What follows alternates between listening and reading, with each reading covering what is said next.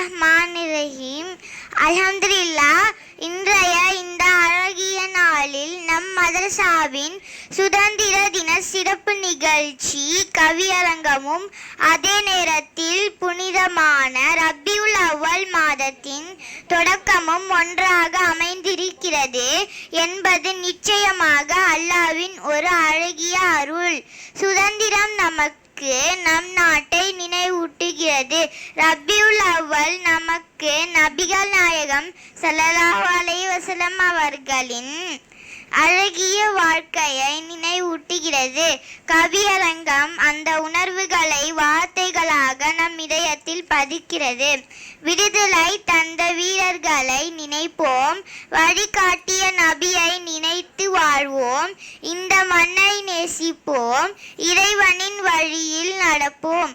கவிதை சொன்னவர்களின் வார்த்தைகள் வெறும் பேச்சாக இல்லாமல் நம் இதயத்தில் ஒரு நல்ல எண்ணத்தையும் நம் வாழ்க்கையில் ஒரு நல்ல மாற்றத்தையும் ஏற்படுத்தட்டும்.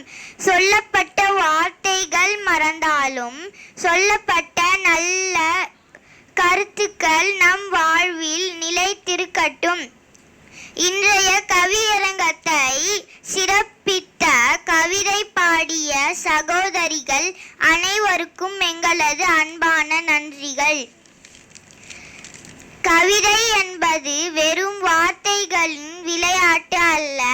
கவிதை வரிகளில் தேசம் மலரட்டும், கவிதை வரிகளில் ஈமான் மலரட்டும், நாவில் கவிதை பிறக்கட்டும், இதயத்தில் நல்ல மாற்றம் பிறக்கட்டும்.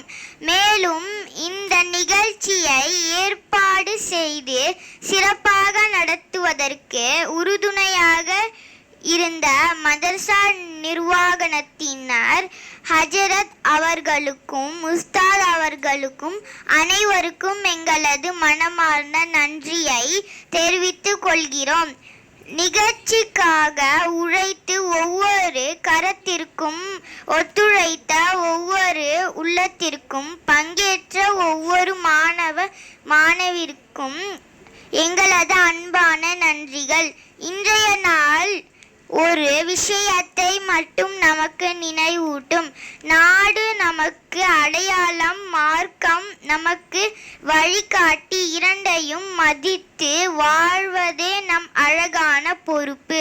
அதேபோல் இன்று தொடங்கும் ரபியுல் அவ்வல் மாதம் நபிகள் நாயகம் ஸல்லல்லாஹு அலைஹி வஸல்லம் அவர்களின் அழகிய குணங்களை நம் வாழ்க்கையில் கொண்டு வருவதற்கான ஒரு நினையாட்டலாக அமையட்டும்.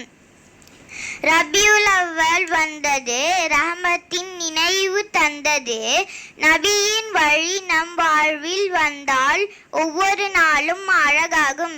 இன்றைய நிகழ்ச்சியை சிறப்பாக கொண்டு சென்று அனைவருக்கும் மீண்டும் ஒரு முறை எங்களது மனமார்ந்த நன்றியை தெரிவித்துக் கொண்டு அல்லாஹ் நம் நிகழ்ச்சியை ஏற்றுக்கொள்வானாக, நம் மதரசாவிற்கு பரக்கத் வழங்குவானாக, நம் நாட்டிற்கு அமைதியையும் ஒற்றுமையையும் வழங்குவானாக.